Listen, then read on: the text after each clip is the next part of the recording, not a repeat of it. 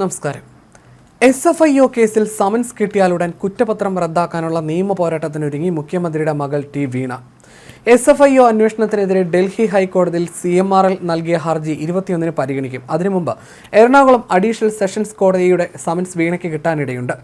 ഇതിനു മുമ്പ് കുറ്റപത്രം ED കയ്യിലുമെത്തും. അങ്ങനെ വന്നാൽ ED അതിവേഗം നടപടികളിലേക്ക് കടക്കും. വീണയ്ക്ക് സമൻസ് അയക്കുന്നതിന് മുമ്പ് കുറ്റപത്രം EDക്ക് കൈമാറുമോ എന്ന ചോദ്യം നിർണായകമാണ്. അങ്ങനെ വന്നാൽ കുറ്റപത്രത്തിനെതിരെ കോടതിയെ സമീപിക്കാൻ വീണയ്ക്ക് കഴിയാതെ വരും.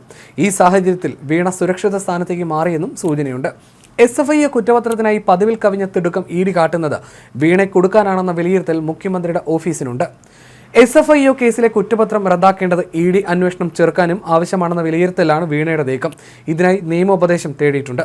SFIO കുറ്റപത്രത്തിൽ കേസ് നമ്പർ ഇട്ട ശേഷം 1-ാം പ്രതി SN ശശിധരൻ കർത്ത മുതൽ 11-ാം പ്രതി വീണ വരെയുള്ള എതിർകക്ഷികൾക്ക് കോടതി നോട്ടീസ് അയക്കും. ഈ സമൻസ് കിട്ടിയ ശേഷമേ പ്രതികൾക്ക് വിടുതൽ ഹർജിയോ കേസ് റദ്ദാക്കണമെന്ന ആവശ്യമോ കോടതിക്ക് മുന്നിൽ ഉന്നയിക്കാനാകൂ. ഈ സാഹചര്യത്തിൽ സമൻസ് അയക്കും മുമ്പ് കുറ്റപത്രം EDക്ക് കൈമാറാനുള്ള നീക്കം തകൃതിയാണെന്നാണ് പിണറായി ക്യാമ്പ് വിലയിരുത്തുന്നത്. കമ്പനി നിയമത്തിലെ 447-ാം വകുപ്പ് അനുസരിച്ച് വഞ്ചന ഉൾപ്പെടെയുള്ള കുറ്റങ്ങളാണ് SFIO ചുമത്തിയത്. ഇതിൽ ജാമ്യമില്ലാ കേസ് എടുക്കാൻ EDക്ക് കഴിയും. അങ്ങനെയെങ്കിൽ അതീവ രഹസ്യമായി കേസെടുത്ത് വീണയെ അറസ്റ്റ് ചെയ്യാൻ ED ശ്രമിക്കും. ഇത് മനസ്സിലാക്കിയാണ് വീണ കരുതലെടുക്കുന്നത്. ഡൽഹി കോടതി വിധി നിർണായകമാണ്. മുഖ്യമന്ത്രിയുടെ മകൾ വീണ വിജയനെതിരായ കേസ് രാഷ്ട്രീയ പ്രേരിതമാണെന്നും മുഖ്യമന്ത്രിയെ ആക്രമിക്കുക എന്ന ഗൂഢലക്ഷ്യമാണ് ഇതിന് പിന്നിലെന്നുമാണ് CPM പറയുന്നത്. കേസിനെ നിയമപരമായും രാഷ്ട്രീയമായും നേരിടാൻ CPM സംസ്ഥാന സെക്രട്ടേറിയറ്റ് യോഗം തീരുമാനിച്ചിട്ടുണ്ട്. സുതാര്യമായി 2 കമ്പനികൾ തമ്മിൽ നടന്ന ഇടപാടുകളാണ് തെറ്റായ രീതിയിൽ മുഖ്യമന്ത്രിയുടെ പേര് ഉപയോഗിച്ച് മറ്റു തലത്തിലേക്ക് മാറ്റാൻ നോക്കുന്നതെന്ന് CPM വിലയിരുത്തുന്നു. ആദായ നികുതി സെറ്റിൽമെന്റ് ബോർഡ് എല്ലാ നിയമപരിരക്ഷയും CMRLന് നൽകി പ്രോസിക്യൂഷൻ നടപടികൾ അവസാനിപ്പിച്ചതാണ്. ഈ കേസ് അവിടെ തീരേണ്ടതായിരുന്നു. എന്നാൽ മുഖ്യമന്ത്രിക്കെതിരായ രാഷ്ട്രീയ ഗൂഢാലോചനയാക്കി ഇത് മാറ്റുകയായിരുന്നുവെന്നാണ് പാർട്ടി നിലപാട്. എക്സാലോജിക്കുമായി ബന്ധപ്പെട്ട കേസിൽ SFIOയുടെ അന്വേഷണം ആവശ്യമില്ലെന്ന നിലപാടിലാണ് കരിമണൽ കമ്പനിയായ CMRL. ഡൽഹി ഹൈക്കോടതിയിലാണ് കമ്പനി ഈ വാദം ഉന്നയിച്ചത്. കേസിൽ കക്ഷി ചേരാൻ ഒരുങ്ങിയ ഷോൺ ജോർജിന് എങ്ങനെ ഇതുമായി ബന്ധപ്പെട്ട രേഖകൾ ലഭിച്ചു എന്ന വിഷയവും CMRL ഉന്നയിച്ചിരുന്നു. മാസപ്പടി ഇടപാട് ആരോപണം ആദായ നികുതി ഇൻട്രി സെറ്റിൽമെന്റ് ബോർഡ് തീർപ്പാക്കിയതാണെന്നും ഇനി മറ്റ് അന്വേഷണത്തിന്റെ ആവശ്യമില്ലെന്നുമാണ് CMRLന്റെ വാദം. ഇതാണ് CPM പറയുന്നത്. തുടർ നടപടികൾ സ്റ്റേ ചെയ്യണമെന്ന CMRLന്റെ ആവശ്യം ഡൽഹി ഹൈക്കോടതി തള്ളി.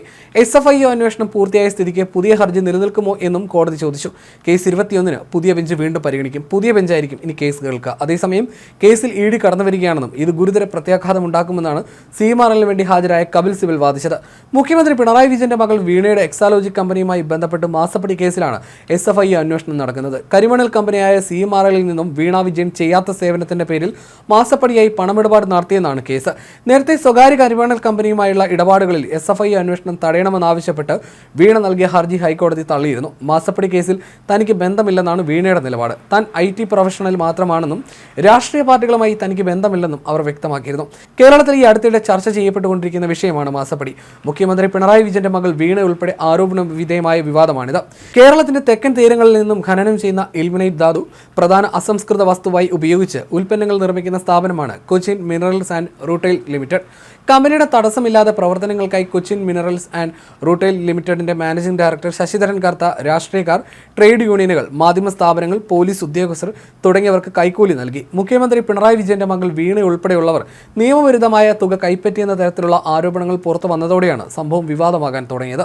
വീണ വിജയന്റെ ഉടമസ്ഥതയിലുള്ള എക്സാലോജിക് എന്ന കമ്പനി CMRLന് സോഫ്റ്റ്വെയർ IT സേവനങ്ങൾ നൽകിയതിന്റെ പ്രതിഫലമായാണ് 1.72 കോടി രൂപ നൽകിയതെന്നാണ് കമ്പനിയുടെ വിശദീകരണം. എന്നാൽ ആദായ നികുതി വകുപ്പിന്റെ പരിശോധനയിൽ വീണയുടെ കമ്പനി CMRLന് യാതൊരു സേവനങ്ങളും നൽകിയിരുന്നില്ലെന്നും കൈപ്പറ്റിയ തുക തികച്ചും നിയമവിരുദ്ധമാണെന്നുമാണ് വ്യക്തമാക്കുന്നത്. CMRL ഓഫീസിലെ 2019-ലെ ആദായ നികുതി വകുപ്പിന്റെ പരിശോധനയിൽ വിവിധ വ്യക്തികൾക്ക് അനധികൃതമായി പണം നൽകിയെന്നുള്ള കണ്ടെത്തലിനെ തുടർന്ന് സ്ഥാപനത്തിന്റെ MD ശശിധരൻ കർത്ത ആദായ നികുതി തർക്ക പരിഹാര ബോർഡ് മുമ്പാകെ നടത്തിയ വെളിപ്പെടുത്തലുകളാണ് വിവാദങ്ങൾക്ക് കാരണമായത്.